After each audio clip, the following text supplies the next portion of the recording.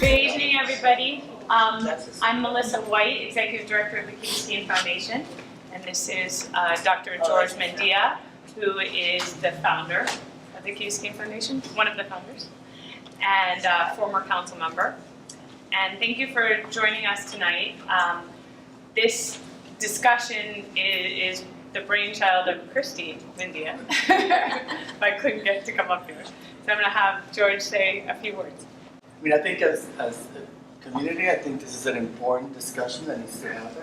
I think people need to be exposed to the topic and understand the issues, and I think we're very pleased to have you guys come. I've heard a little bit about what you've been doing over the years. Sounds wonderful. I think it's helping a lot of people. We have some personal history with this, so we're very happy to have you here. And Yes Institute received their first grant from the Biscayne Foundation this year. Thank you for that. On the topic and to help in the community start and continue a dialogue on gender stereotypes and what the impacts are on school safety and bullying. And so we're hoping this is the first of many conversations. We're hoping to take it to the schools and help children in processing and understanding and hopefully being kind. Awesome. So my name is Jennifer Lopez. Guys, we got J-Lo in the house. She's not lying, that's her name. Yeah, it really is. But you can call me Jen as well. I'm very excited to be here with you all, and really I want to thank Key Biscayne Community Foundation for the grant and support that they've provided us. We've really been able to reach, oh my goodness, I think we're close to about 15 schools or so with this grant funding. So really thank you very much. So a little bit about myself before we even get started. So my background's in early childhood education, and before coming on board with YES, I was a teacher and a director of a child care center. So these messages, these conversations that we're going to be having today around gender stereotypes, anti-gay bullying, and how that shows up in our community, in our classroom, in the school system, in the schools, as well as even within our own homes, is what we're going to be diving into today. But as a teacher and an educator, I never got any training on how to have these conversations with my youth, especially the little ones, or even their parents or my fellow colleagues. So I was at a loss, and I would hear children saying certain things, and I'd be like, I have no idea what to say to them. And that's what led me to YES Institute, really looking for those resources on how I can have these conversations in an age-appropriate way, as well as in a way that includes everyone's point of view. So I really invite all of you to share, what have you seen around the topics of gender orientation, gender stereotypes within the schools, within your community. So thank you, and before we get started, Yeah, hi everyone, my name is Danny. I'm J-Lo's bodyguard. I'm just kidding, no, but really. I'm so just thankful to be here with you all tonight. Thank you so much for being here, being open to this conversation. I know for a fact, not only from personal experience, but by doing this work every day, that just you being here is life-changing, especially for what some of our youth in our communities are dealing with right now. So a little bit about me. I first got into this work, and by I mean this work is really working with young people because of my own experiences around gender and around orientation. My family and I didn't have the privilege of having conversations like this ever. And if I just think back to, my childhood and my experiences and the experiences of my family, having an open conversation about these topics would have made our life and my childhood a whole lot easier. And this is really why I'm committed to this work. I'm committed to making sure that no young person ever questions their worth, their sense of belonging, or their self-love just because of who they are. And so I'm really, really grateful for being here. And thank you again. And just kind of to say what Jen said, in this next hour or so, we really want to invite every single one of you to ask questions. You have the perfect people here tonight to just share openly, authentically. Promise, there's nothing we haven't heard before. So I really just want to create the space where you can really say whatever is on your mind. Okay? You game to take that on? Yes. All right, cool. Awesome. So let's get started. So I just want to acknowledge a few folks that are here today. Yeah. So we have a few members of our board. If you don't mind just standing up and saying hi, and then some of our other staff members. Hi. Maybe you can say just real quick your name, and just a little tiny bit about yourselves. Yeah, my name is Jan Kirchhoff. I've been on the board for 21 years. Yes, absolutely life-changing for me personally, and the things that I've seen in 21 years, the evolution of these topics, it's just been fantastic. I own a small business in South Miami, a restaurant called Deli Lane that's been there for 30 years. And so I love being out in the community. I always run into people that I know or I know of. And I just want to say that this work and what these kids are up to is Hey. It's okay, I can be a kid. this is magic. The understanding that you can walk away with after hearing hearing their experiences and how the work of Yes really is dynamic and singular in the fact that we're really out for prevention of kids getting bullied and prevention of anyone really being subject to some of the really horrific things that are out there. Proud to be on the board with Rossi. And of course, but we're a small group, and yes, staff and board, but highly committed. There's probably 100 years between all of us. But we are making a big difference out there, folks, and I'm so glad that you all came. And thank you and the foundation for all your. I'm Samantha Dietz. You can call me Sam. I'm incredibly grateful to have been asked to be on the board a little over a year ago. I work at the University of Miami with the Office of Institutional Culture on the President's Initiative to improve the culture of belonging at the university. I'm also a well-being researcher. I've been there for 18 years. I'm also a licensed clinical social worker specializing in children and families. I'm also a master's certified addiction professional here in Miami. I grew up here in Miami. Here's one of my middle school, high school friends who can attest to that. We went to school together. And when I kind of stumbled on Yes, having grown up here, not realizing Yes has been here for 22 years in the neighborhood I grew up in, not knowing what it was.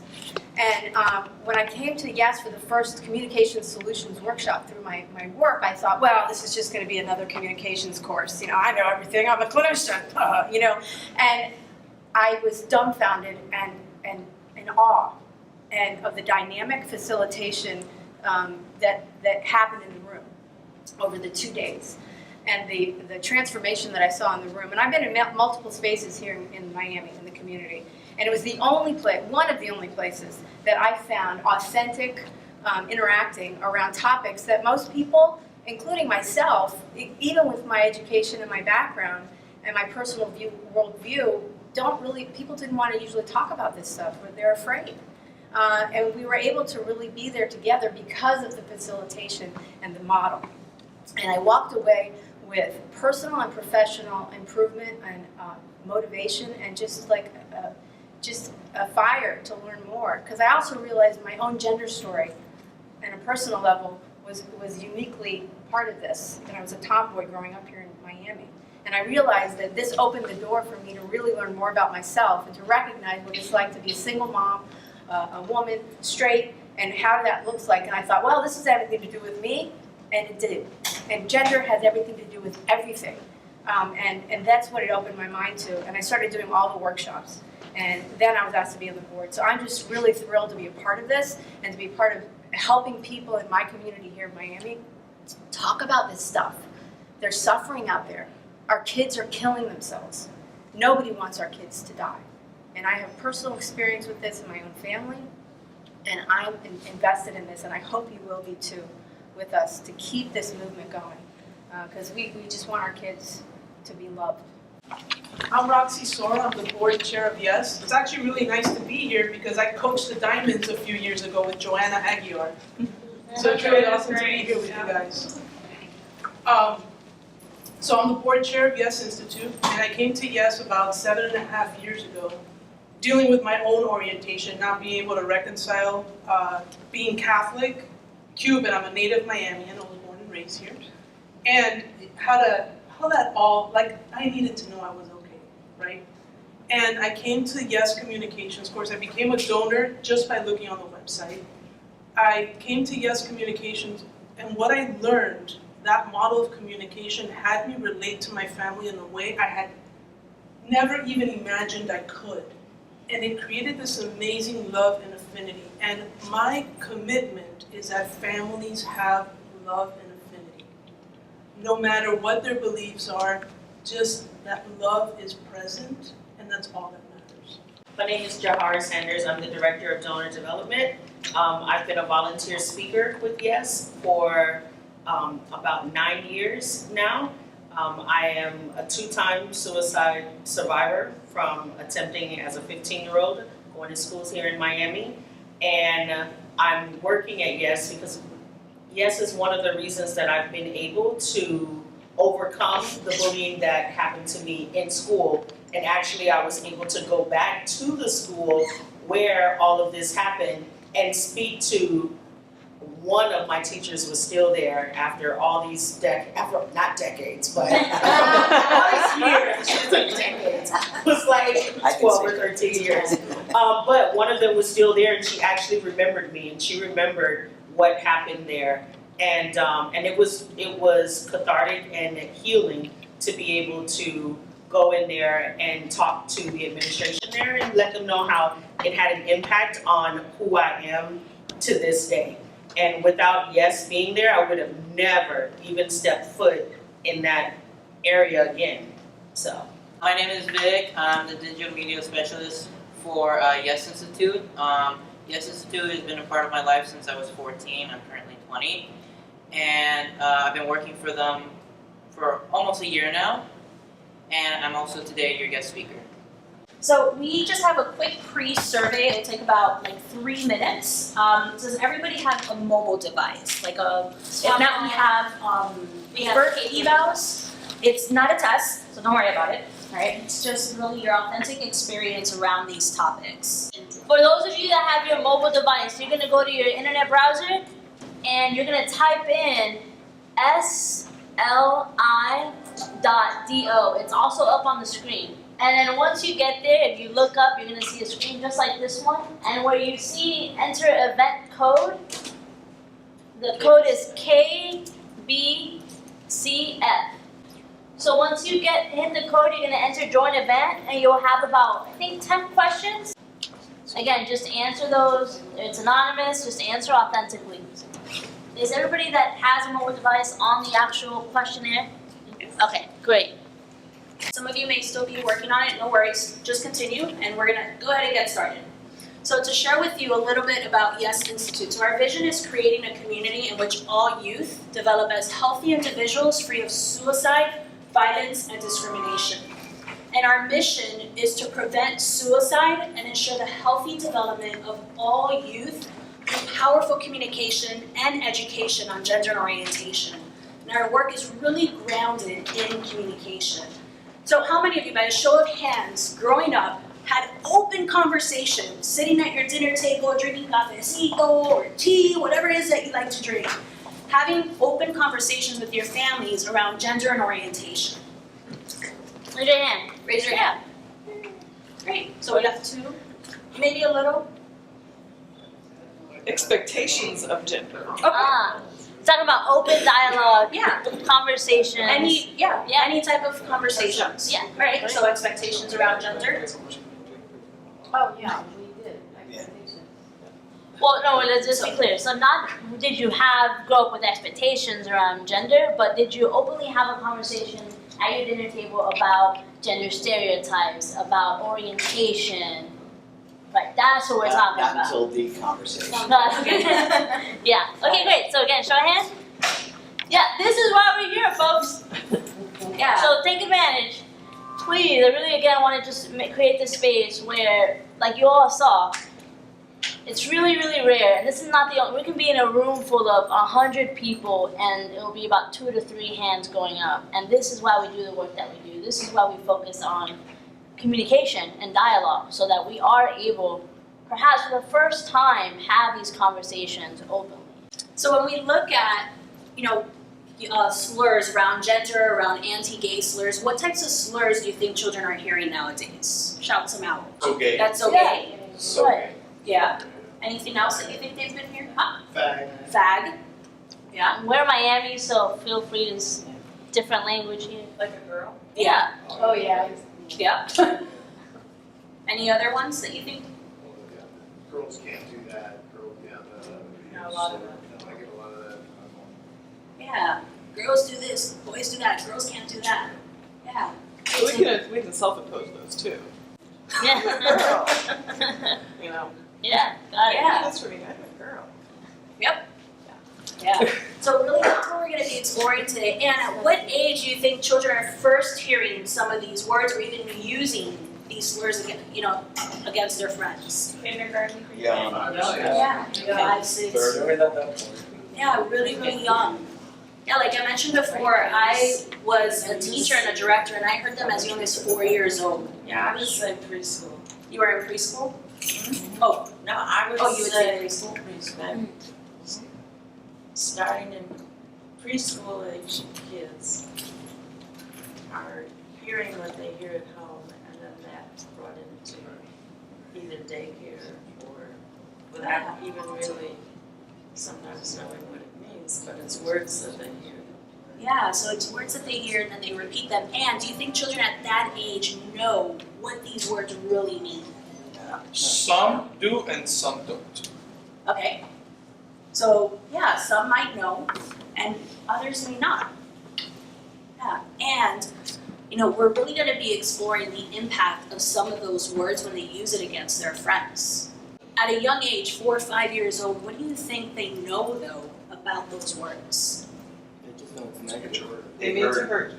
Yeah, I can use it against you to hurt my friend or to hurt you. Yeah. So when we look at, bullying slurs, this was a study that we conducted in collaboration with Yes Institute and UM, a span of 7 years, and very similar to the evaluation that you just filled out a little bit earlier, we had provided this with our students, and this is what we found. So middle school, high school, 72%.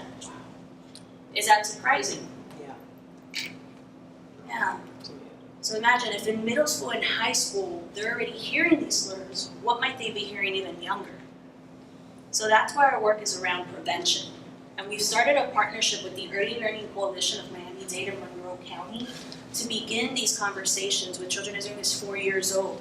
Puppet shows around gender stereotype bullying prevention with educators as well, so they too have the tools on how to navigate these conversations, to create a classroom that's safe and open, to have these open dialogues with students as well. So when we look at these two children, right, which one do you think is most likely to get targeted with some of the slurs we mentioned before? The one One on the red? Red? Why? The way he's got his hands on his hips. Okay, the hands on the hips. Anything else? The way he's dressed. Okay, so the way he's dressed, Color. the color. Okay. And the hands on the hips, the way he's dressed, who do we typically associate that? Although I would argue the other kid, you put him in the same clothes, but in the same position, I don't know if you take issue with the way he dresses. I mean, is that red or pink? I don't know. To me, that's It's like a reddish, yeah. But the shorts are What gives- red, which is I don't know. To me. they're in gray, it's different. It's Mhm. not, the other child is more standard, he's blue shirt, blue clothes, or blue shorts, so more conservative. It's like that. Got it. So really, you can, we can see that, some of us are saying, no, perhaps the one on the right, but then the one on the left might be the one that would be targeted more. Yeah. And, so really going back to your point real quick as well, Oftentimes we think that it's just like, the gay, trans youth that are impacted by these messages. And really it's all youth that are impacted by gender stereotypes and anti-gay bullying slurs. So when we look at, these two children, let's say they were both friends, and a lot of you have mentioned that this would be the one that would most likely get targeted. What might happen to their relationship? So they might split up. I think once the comment is being said, it sets a precedent, and it's very hard to get away from that, unfortunately. I think it depends on what the attitude is at home, whether the friendship would separate or get strong. We are assuming, by your question, there's a real difference. And interact. Exactly. So let's kind of just break this up. We had said that the one in the red or pink, whatever your eye tells you, is going to be most likely to be a target is because of the hands on the hip. So let's look at that, right? So what is it about the hands on the hip that might make this kid a target? It's feminine. Right. In language, it gets called feminine, right? But are hands on the hip feminine, or is it just hands on the hip? Well, the fact that his fingers are back and no, I'm serious. Yeah. I'm serious. Flip it around and have, because this is different than this. For sure. I got it. Right. The meaning that we create for how a hand is or how a pose is, it gets labeled in language that's feminine. But notice what I'm asking here. Is hands on the hip feminine, or is it hands on the hip? It's hands on the hip. Does everybody get that? Yeah. But notice how in language, right, we create, oh, it's feminine, and then we automatically go to, he must be gay. Or we start to question this kid's orientation. But it's got nothing to do with orientation, even though it might get called gay or faggot.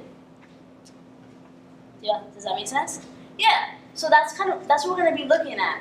And when we look at a lot of the bullying that's happening in schools, we notice the breakdown is that a lot of the times they're talking about gender. The expectations around gender are not being met by our traditional ways of thinking, so then we automatically go to, you must be gay.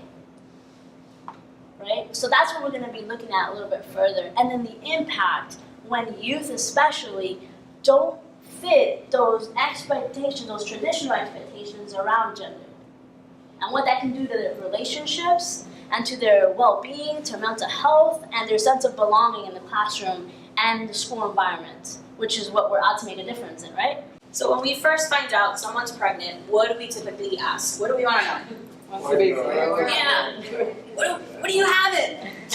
Not are you healthy? Are you having one sickness? None of that. We want to know, what are you having? And then what determines, so here we have a child, we go to the sonogram, what determines if this child is going to be assigned male or female? What do we look for? Yeah, penis or no penis, and from there the body is assigned. And then these slew of expectations are laid upon this child. So if the child is assigned female, what are some of those traditional expectations that we have for a child, traditionally speaking? Play with dolls. Okay, so shout some out. Pink. Pink. Pink dresses. Dresses. What do they play with? How do they act? Yeah. Sports for boys. Yep. Sports for boys. Yeah. So going off of that, if a child is assigned male, what are some of those expectations? How are they supposed to behave? How are they supposed to look? What toys are they supposed to play with? Trucks. Trucks. Dinosaurs. More rough. Huh? Dinosaurs. Dinosaurs. Yeah. Pink or blue? Blue. Short or long hair? You're right, exactly. Soccer. Yeah. And so here we have a body. We have all these slew of expectations, and then an expectation, also an assumption of orientation. So if the child is assigned, if someone is assigned female, expected to be feminine, they're assumed to be attracted to only whom? Yeah, assigned males. And then if you're assigned male, expected to be masculine and be attracted to only whom? Yeah, assigned females. So this is what we call binary illusion, this two-track model. 7.1 billion people trying to fit into this. And looking at your own lives, how do you ever not fit this? You know, or you did something that in language would get called out feminine or masculine, or you stopped yourself from doing something because it's like, oh no, I can't do that, because then they're gonna call me out. Who'd like to share? I always played sports growing up and was a tomboy, but I never interpreted it as a bad thing. Yeah. I just enjoyed doing it. Yeah, that was just your experience. Yeah. And as you played sports and all that, did anybody ever say something to you or make any comments? I'm sure, I don't know that I realized that it would be being made fun of or anything like that. But I probably am. Got it. My father had to hire somebody to work in his office. And it came down to a man and a woman. And he ultimately told my mother that he picked the man because the man had a family to support. And my mother said, well, this woman is a single mom and she has a family to support as well. And so I think that some of that goes into what we expect, at least when I was growing up, at The my age. breadwinner, the man is always the breadwinner. And the wife stays home, raises the kids. Right. I mean, Perfect. it's a different world for these guys. That part of it is improved significantly. Yeah, definitely. And even though we have come a long way, you know, is there still a reaction if, let's say, a woman is holding a position of leadership or is working and the male might be at home? Is there still a reaction around that? Yeah. Even though we have come a long way, there's still that impact. So, great. Who else? Well, you had your hand up. I was just gonna say, when I remember being in fourth grade and watching on TV people who were homosexual and they were making fun of it, right? And I remember I grew up in my house.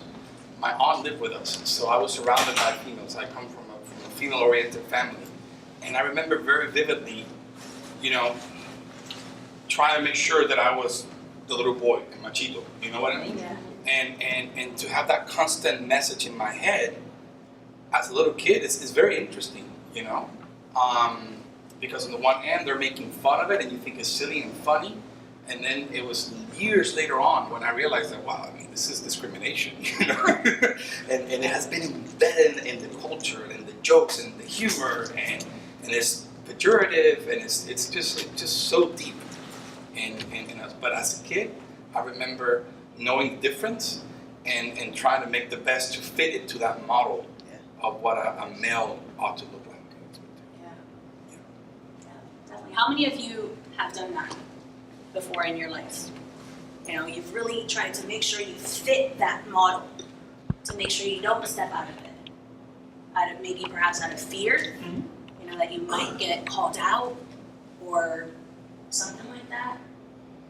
Well, I think that's why bullying is so powerful, because the minute you get labeled when you're a kid, boom, you know, it's really tough to shake. And I think that your point about it being 100% of the kids that are in schools, it's not the gay kids that are getting picked on or the trans kids. Yeah, they're getting picked on plenty, but there's a lot of collateral damage when this language this is just normal for them. Faggot, this, that. If you want to get somebody, throw that on them, and you know, kids don't recover from that. A lot of them don't. You can look at the image before, and the same boy playing sports, he misses. And his peers will say, "You're so gay.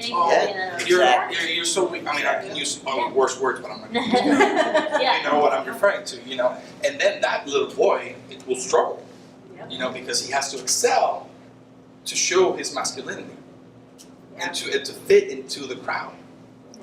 Yeah, so really, you know, that's why also we have these conversations, because this is a conversation, these are topics that impact everybody.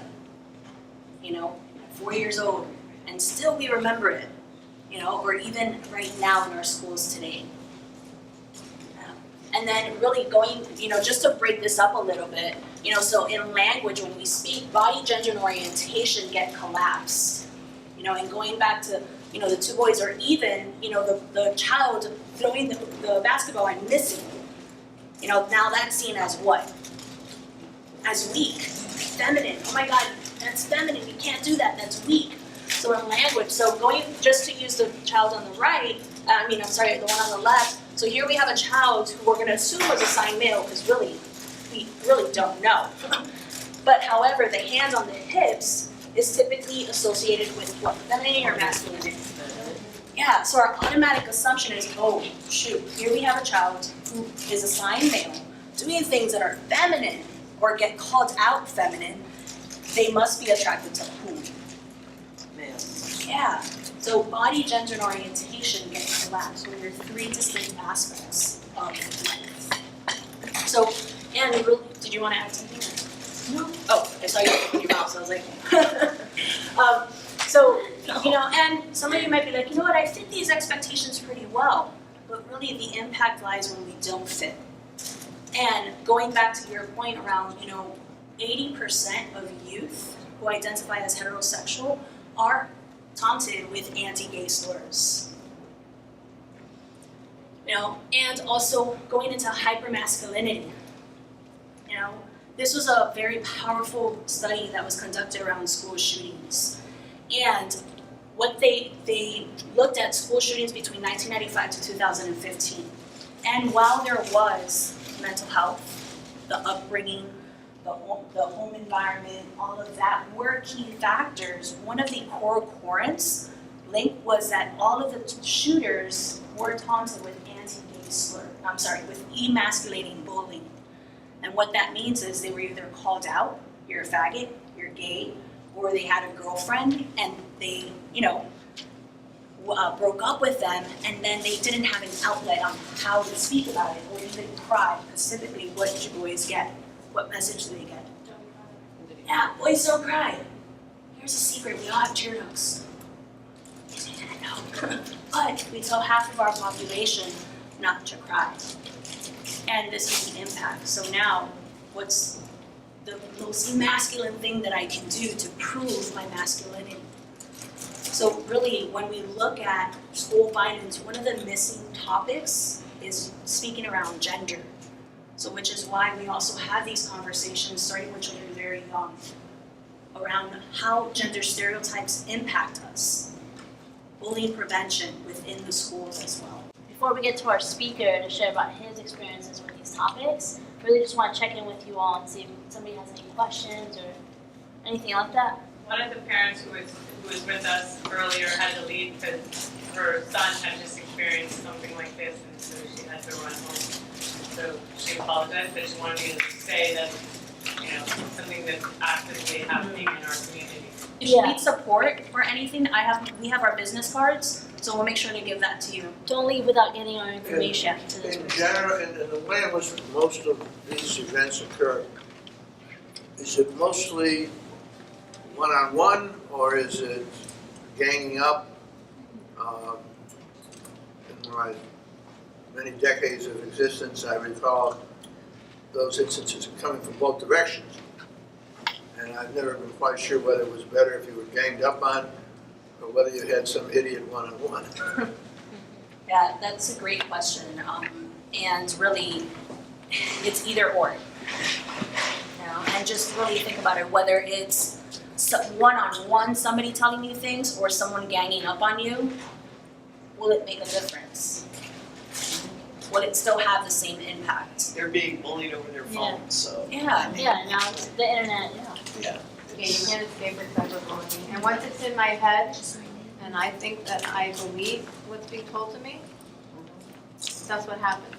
And I put it in my head. Yeah. And I think I'm not worthy. I'm not worth it. And I'm not, why should I even be here? And I can't, and I'm afraid, and I carry that with me for a long, long time. And I'm alone in the world. And that's like a seed that's planted. Yeah.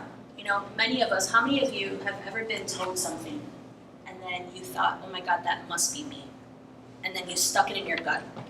You're not smart enough, you're not pretty enough, you're not successful enough, you're not exactly. So many different things. And oftentimes, actually, not often, but we always tend to stick it in our gut and make it mean something. And then we walk around life thinking, oh, I must be this.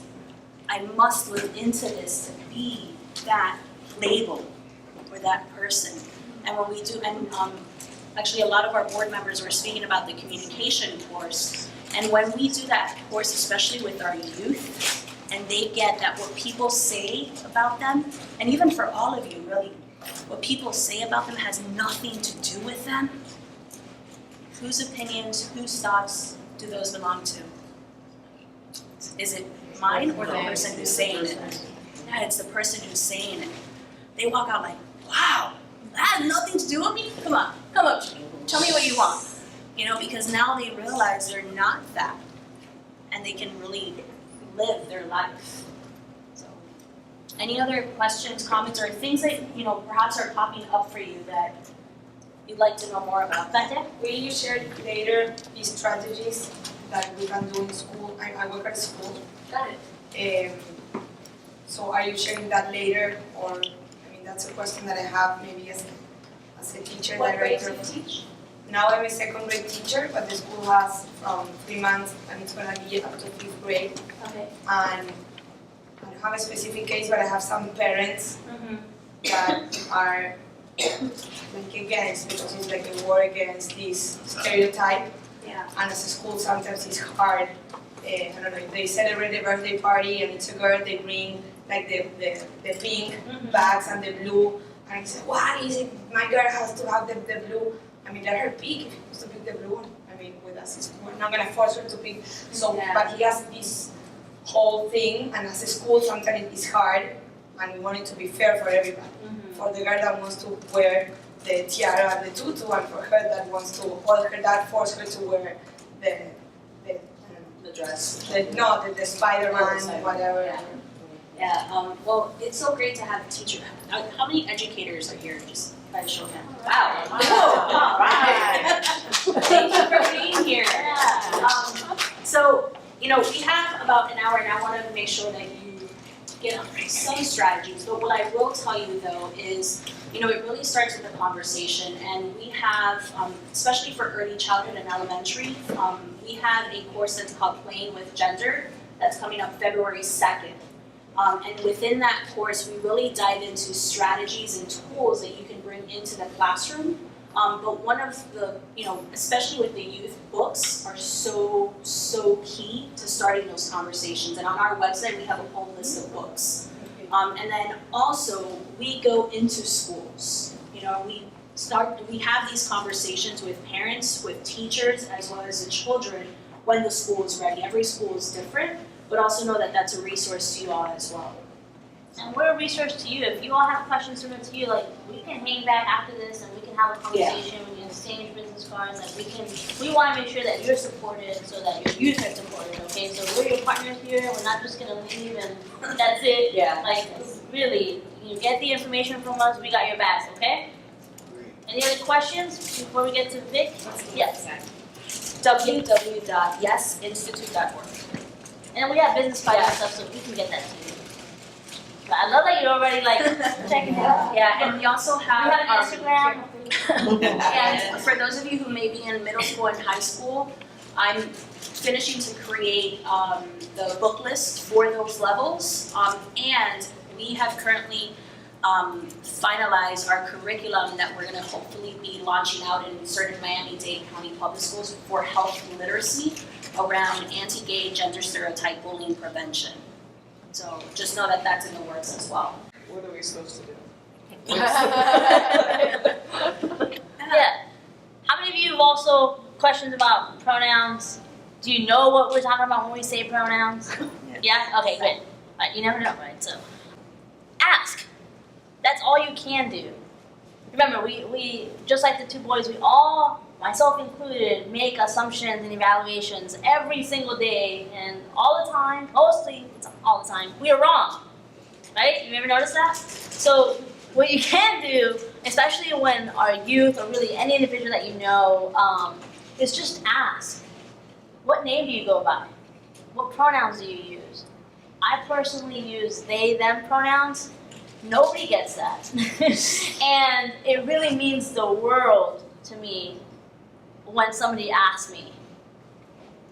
I promise you it's better for me. I've never met somebody that didn't like somebody asking, because what I do is I'd rather have you ask me than assume right away that I go by she or by he. Does that make sense? So the only thing you can do is ask and then acknowledge it. And doesn't mean you're always going to get it right.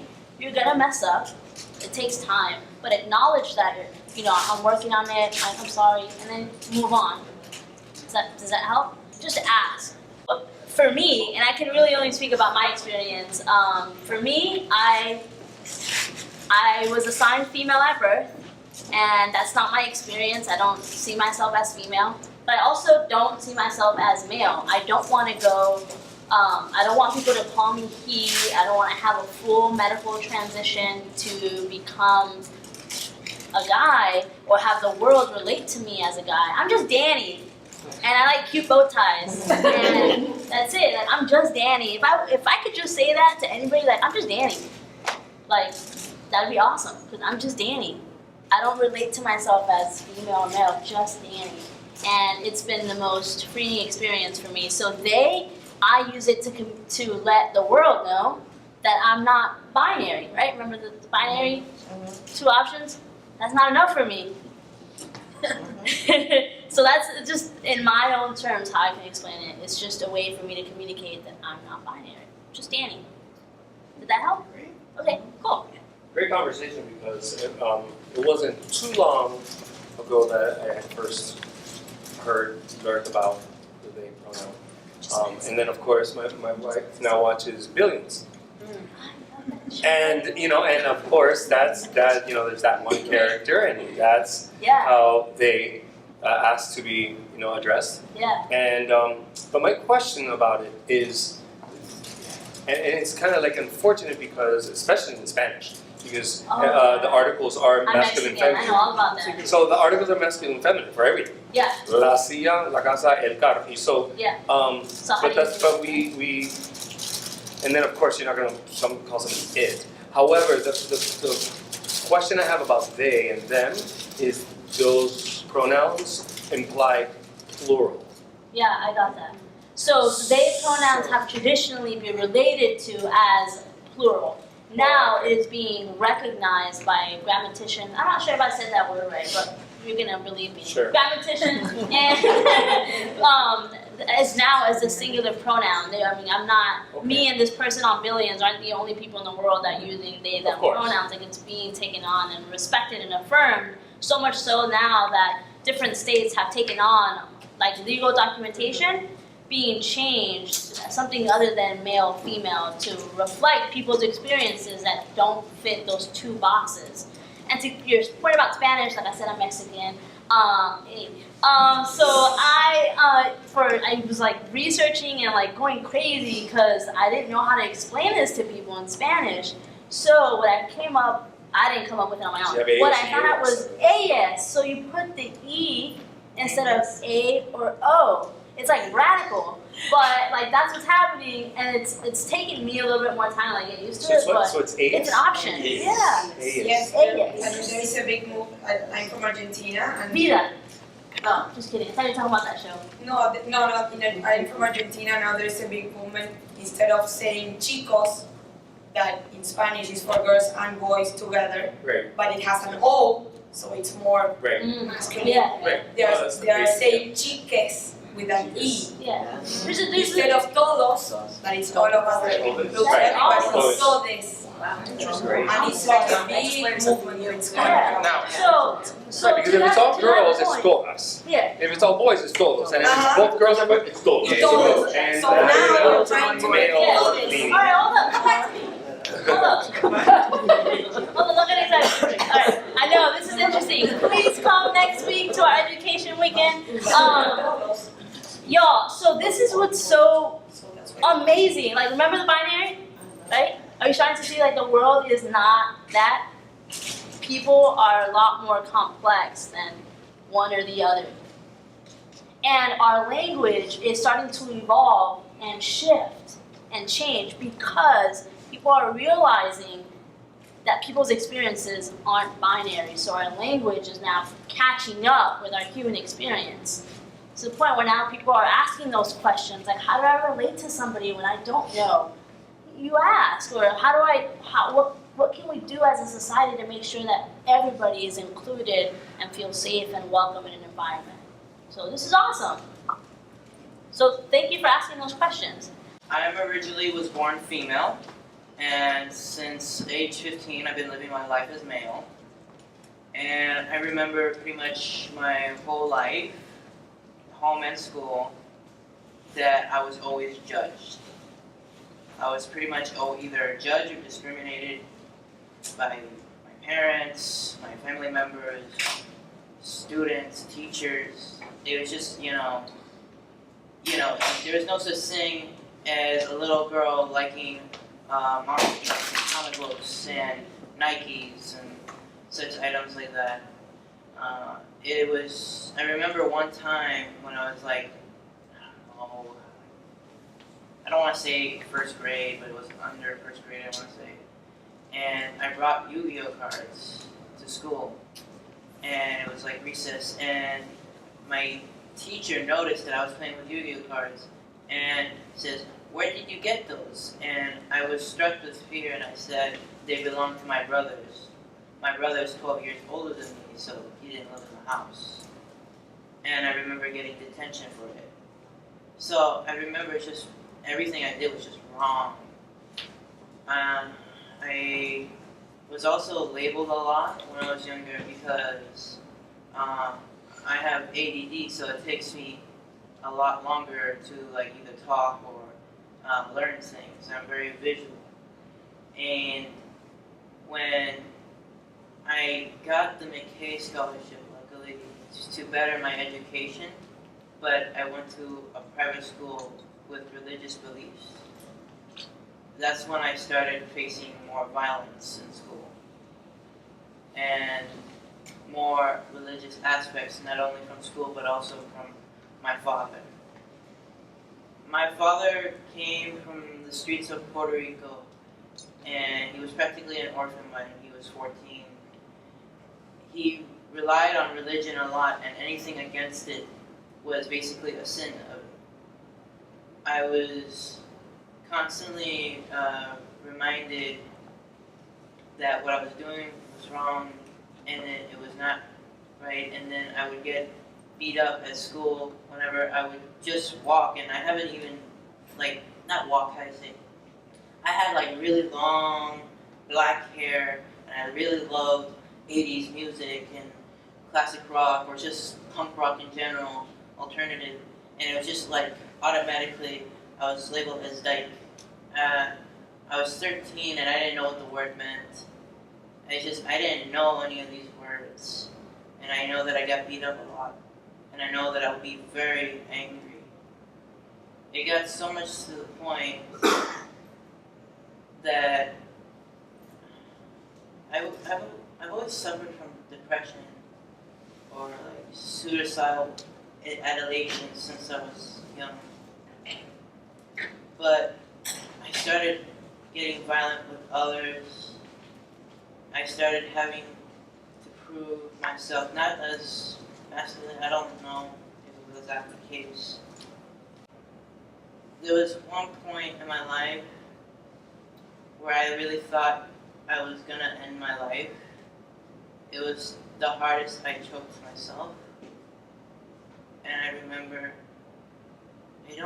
just remember looking at the ceiling, and I got gasps of cold air, and I was able to stand up. And I went online in a laptop, and I wrote down everything I do it wrong. I hate my breasts. What's wrong with me? I just links after links, sexually confused, lesbian, and all these things. And before I know it, I'm in YouTube, and I see a picture video.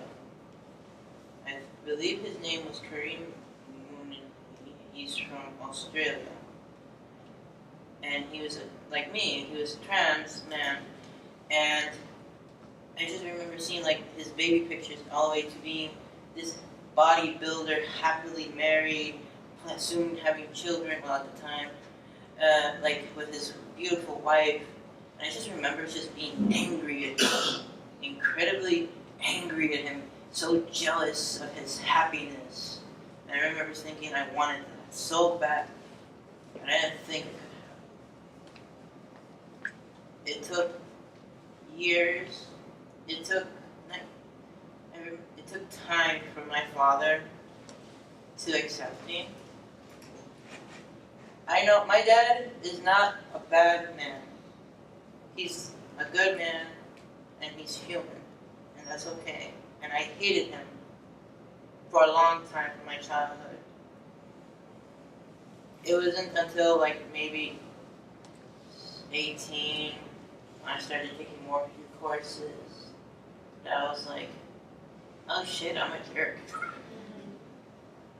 I really was. I only considered myself a victim, but I was also a bully in high school. Are you kidding me? Like, if you were to walk up to my face and call me slurs, I would not let you walk away from it. Especially when I was trying to prove myself as a man, trans man, because I came out in high school, that all 4 years they knew I was victimized all the time. But even though I was victimized all the time, I was at least seen. I wasn't hiding myself. I remember one of the worst things, because I still think about it today, is when this new kid came to our classroom. It's the only thing I can remember, at least me feeling guilty as a bully, is that I remember he just came in and they were doing like the dozens on me. And he just started calling me slur after slur. And I said, who are you? Do you know who you are? You're milk. Because he was white like snow. He was like French or something. And because of that comment, they all laughed at him. But that was the worst thing of his senior year, because every day he either had cartons of milk or they poured milk on him in his book bags every day. And at this time, I just remember feeling bad. Like, at the moment, I didn't feel bad when I said it, but when I thought about it, it was like the thing I felt most guilty about.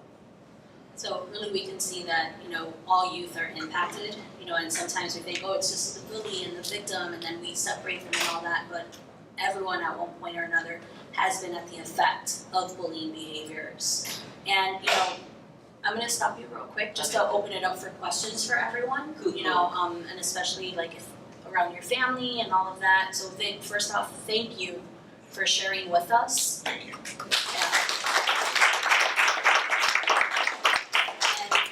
You are a gift.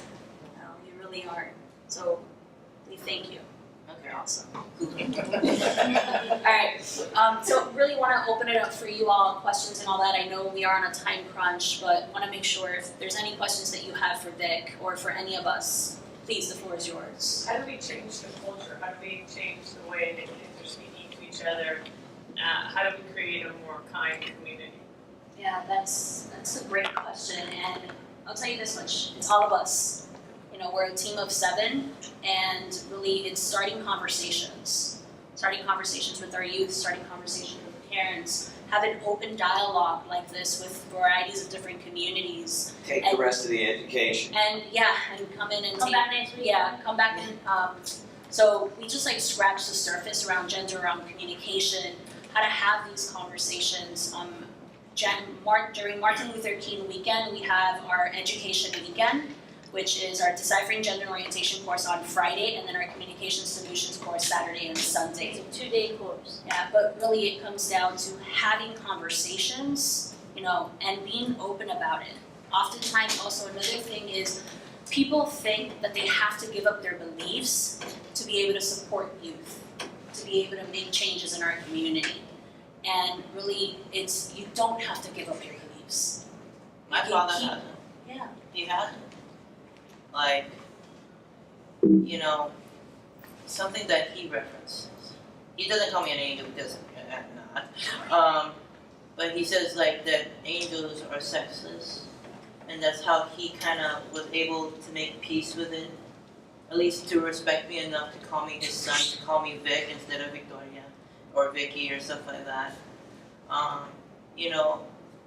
That was very tough on them, especially.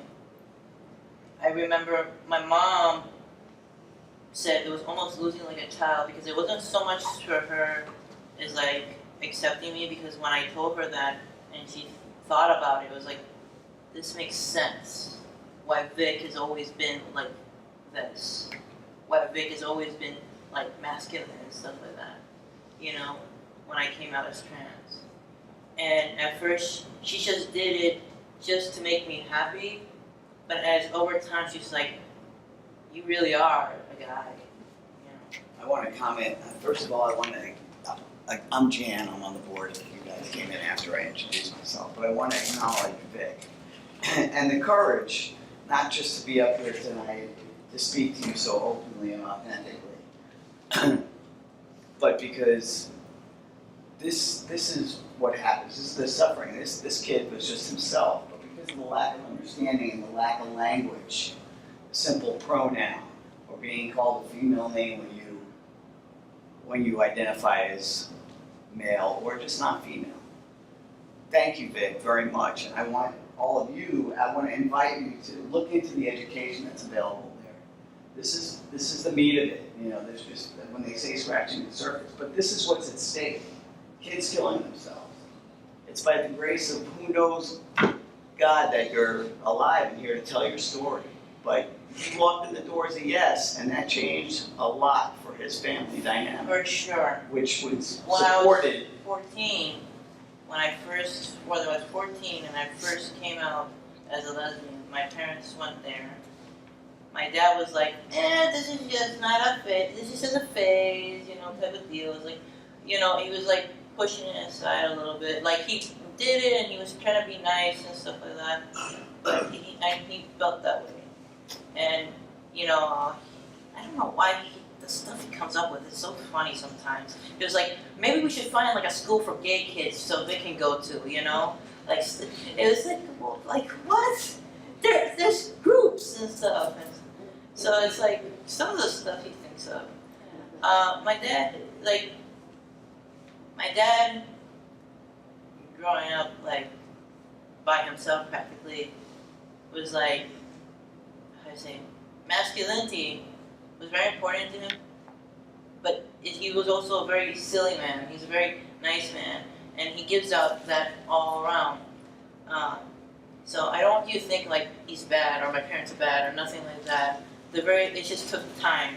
And Joseph, our coworker, when we needed them the most, because I came out as transgender while they were driving. It was not a good idea. It was a very bad drive. But dangerous drive. It really was. But that night though, my mom called Joseph, and Joseph spoke to my dad. I don't get angry at him. I just like, what did you say? And he doesn't. I have no clue what I said to you, Dad. But it's just being with him and just talking to him and just like, trying to understand him, and then him like saying, I remember still today my mom says accidents like, oh, she was doing nice when it's me, like it's been 5 years. But then Joseph will say, oh, you mean, he wouldn't say you mean, he would say, oh, they do great work, they are very hardworking. So that's how they sometimes use pronouns over there. And so when it comes to, so when it comes also, you were talking about like, shifting and all of that, when the youth comes out, it's not just the youth coming out, but it's also the family, it's the community, everyone's impacted by that. So, really, like we had mentioned before, we're a resource in that we have families that we can connect other families to. who have similar experiences, similar backgrounds. So, it's like oftentimes parents are like, I'm alone. I don't know who to speak to. And really when it comes down to, how many of you are parents, out of curiosity? Okay. And what is your number one concern for your child? Yeah, their safety. That's what it comes down to.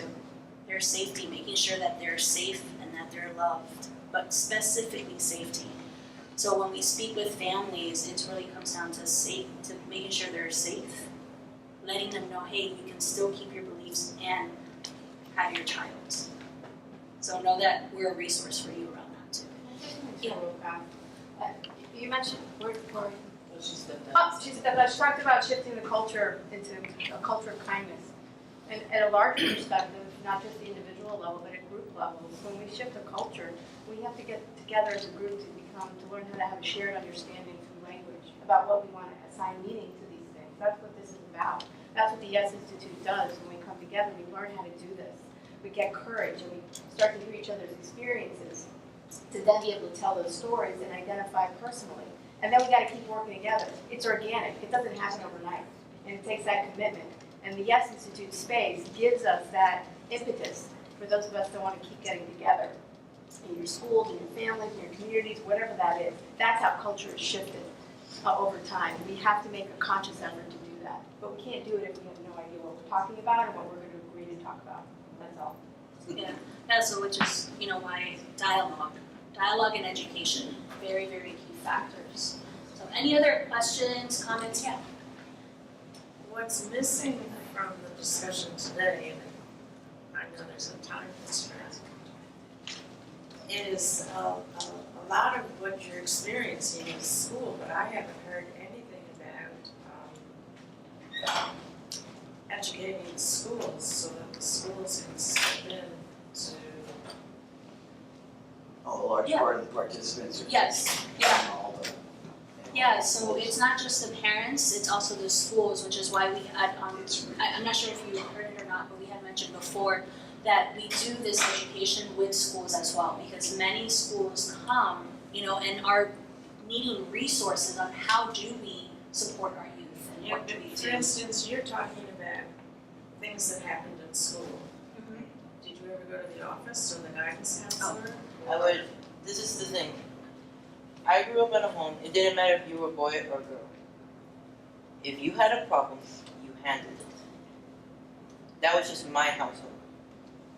So when I had a problem, I would handle it. And I want to speak to that real quick because Jen and I, we're the ones out in the community most part, and we're in the classrooms with the youth. And when we have this conversation with young people, and we do like a polling, just thanks to the knowledge that we have, where they don't even have to raise their hand, they can just be authentic on their phone. Nobody knows anything, right? So when we ask them, how many of you are experiencing bullying behaviors right now?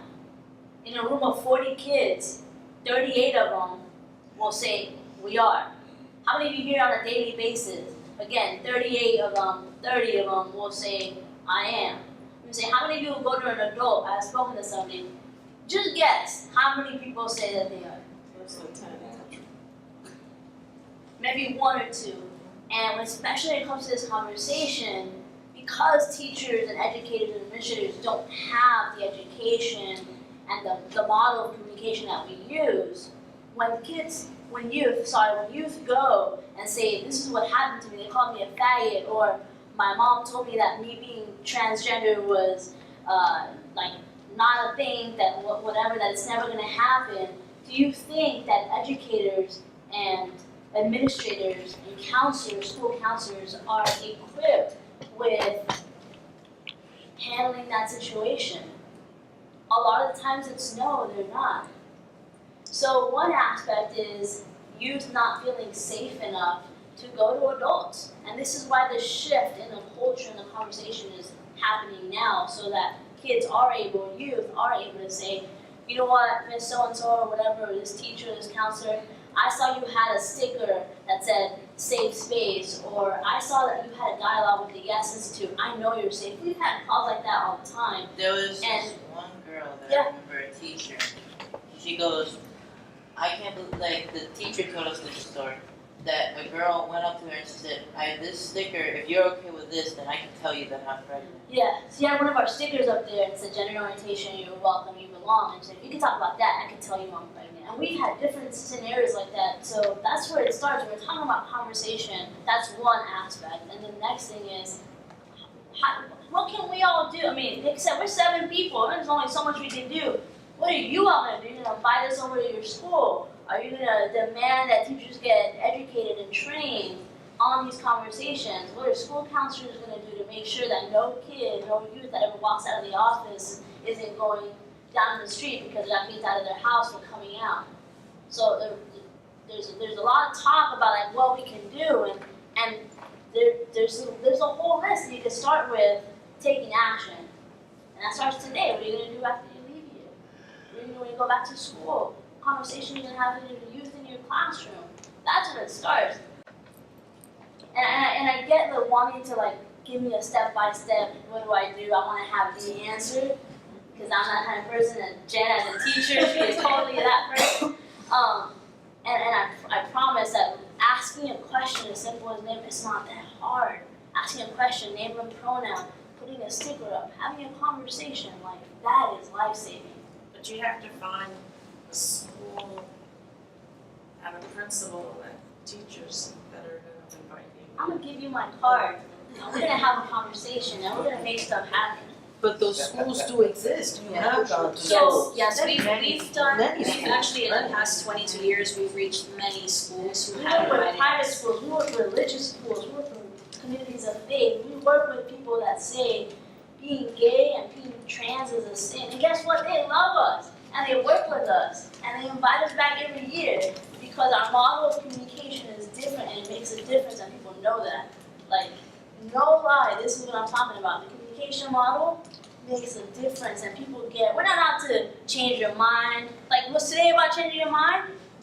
You don't know it, not kidding. No, but no, it's really about how do we make sure that youth are safe and everybody can get behind youth safety, regardless of what their opinions are, regardless of their religious belief.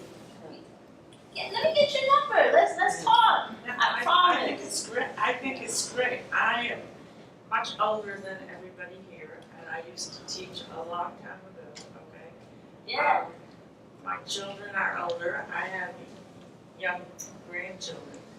I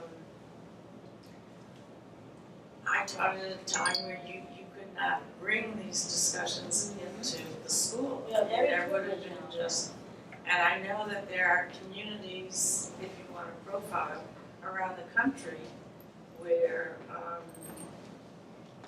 We wouldn't be here they right would kill you before you, literally, before you would be allowed in. So I think it's great. Yeah, and we've had interns. We just had an intern from Fiji whose life was at stake every single day because he did this work. So we get how privileged we are, which is why I'm so passionate, as you can see, about making sure that nobody here goes without this education because we have the privilege. I have the privilege of saying my pronouns are they, them. I have the privilege of standing in front of you all and having this conversation. So I get it. And this is why we're here. We're 7 people, but we're here and we're out to make a huge difference. And we need all of you, we need every single one of you to help make that difference. And so if, like, for example, you know, organizations or schools or businesses that you would like this conversation to be a part of, we're here.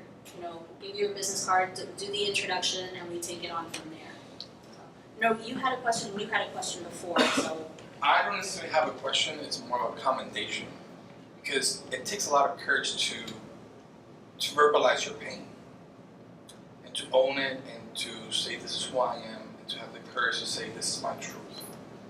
And I think it's very powerful to do that. Especially in a culture that continues to struggle to embrace and to put the fear on the side. So my question is, how do you continue to deal with that pain?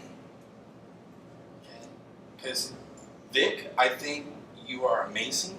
I think your courage, I was listening to you and my whole body was vibrating with the courage that you had, okay? So I want to thank you for it. It takes a lot of courage. And I don't want to use genders, but you are more of a man than a bunch of people walking out. Okay?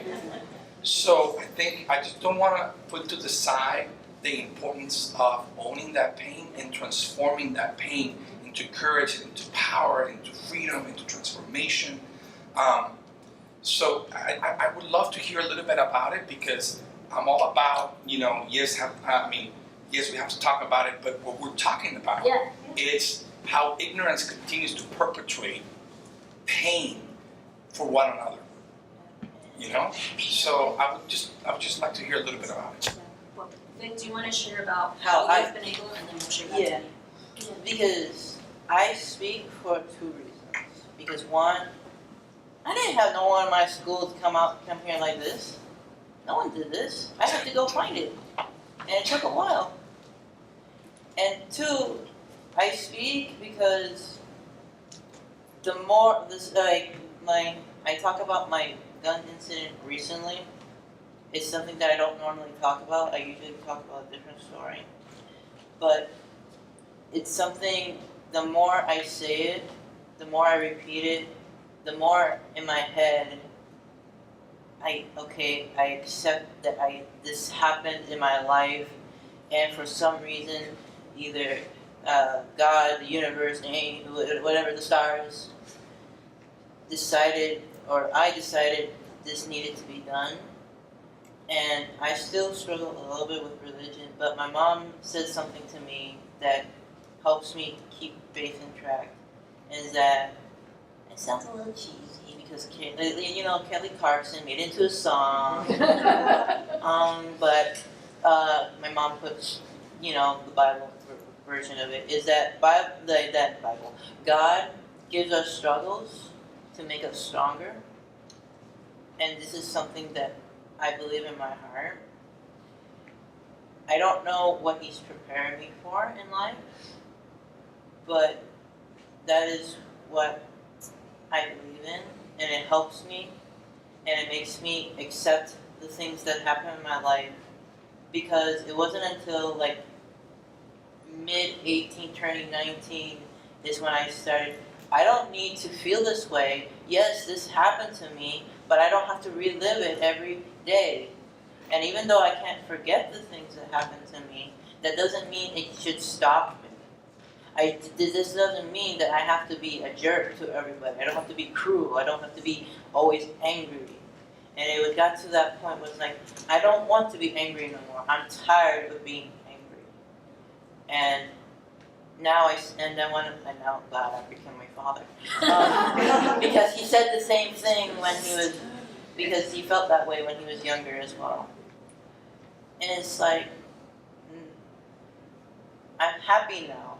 For the last 2 years, volunteering with Yes, and then now working with them, it's just, I've no longer been suicidal. I do get I'm not gonna lie, I do get sad days. But it's only when I watch the news. No, seriously. That's all of us. It's a national problem. I am more feminine as a man than I was when I was a girl, because I am not insecure anymore. I'm okay. I'm happy with who I am. Seriously, I take longer now to do my hair, to do my skin. I barely have hair, and I comb it, I style it, I use wax, and it's barely anything. I look at my peach fuzz, and I'm like, oh wow, it's really long. I comb it. I do.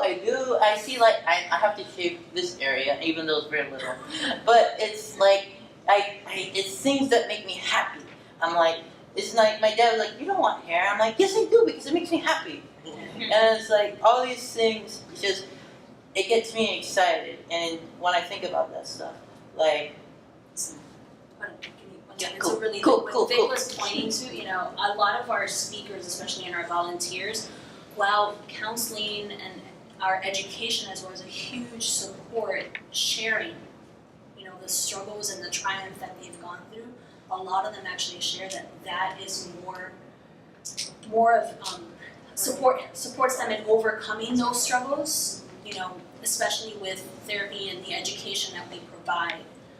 And a lot of that also our communication solutions course, and I know we emphasize this a lot, but our communication course really provides you those tools to get freed up from all of that, and also how to have those conversations with people, especially when there's a disagreement. Like, how many of you have people in your life that you disagree with?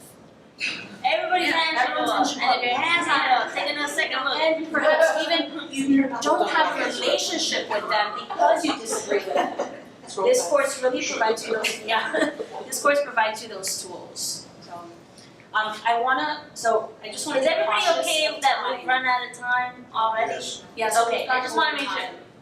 Okay. I have a question. How do you overcome the judgment that it's a sin against the Bible? In the Bible, it's a sin. How do you work with someone who has that perception? I'm sorry, communication course. But really, I'm wondering if we should do a. Well, I can share one thing, and then maybe somebody else who maybe had this experience can share. But really, like when I came out, I ended up homeless. My mom is a religious person. My family was divided from Catholics to Jehovah's Witnesses, and that was my mom's struggle, and some of my other family members' struggles. And what they got, and what a lot of our families get, is that they can keep their beliefs and still love their kid. You keep their beliefs and reconcile with the fact that they have a transgender child, or they have somebody in their family that identifies whichever way.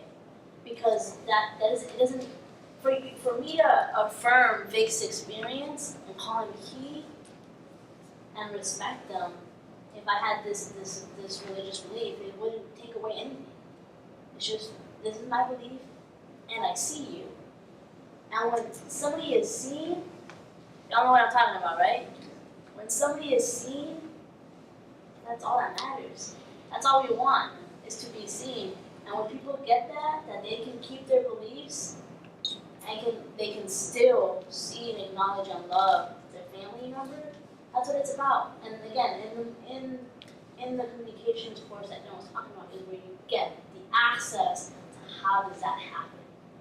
So next week, Saturday, I'm laughing. I'm not joking. Like next Saturday and Sunday, like I'm gonna give you my cell phone number. I'll be there. Come there. But just to add to that, just oftentimes in conversations, how do they typically go? Yeah, just like that. Late. Conversations typically go, this is my belief, you need to listen to me. I'm gonna tell you what's right, I'm gonna tell you what's wrong. That's typically how conversations go. So really, and like I mentioned before, a lot of us have never had the opportunity to just say that as it is, without judgment, fear of judgment, or pushback. So when you give people also that space to just say it as it is, then you can have more of a conversation. So you build the resilience, I assume, in the person so that they're okay with that pushback and judgment. Remember that piece that Jen said, when people get that people's communication is not about us but about them? Yeah. That's where that freedom comes from. When now you don't just talk about it, but you really get. You just got it there.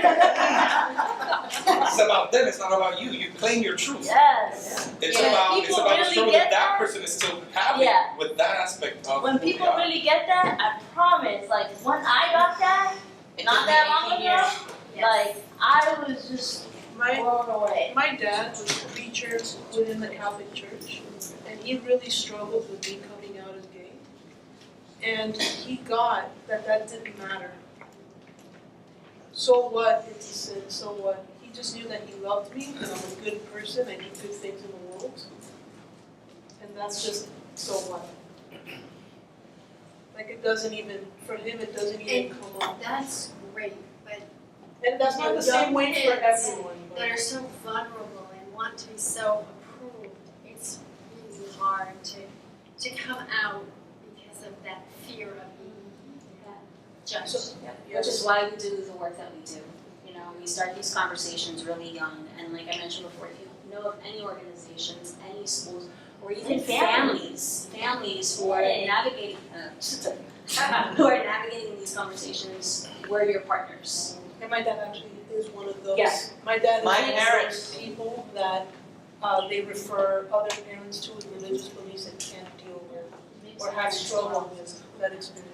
So we can be here all night, and I'm gonna take one last question, Come and to then our court. we will be safe, we will hand back afterwards. So related to this, we come from a school that we have several families that are single-sex families.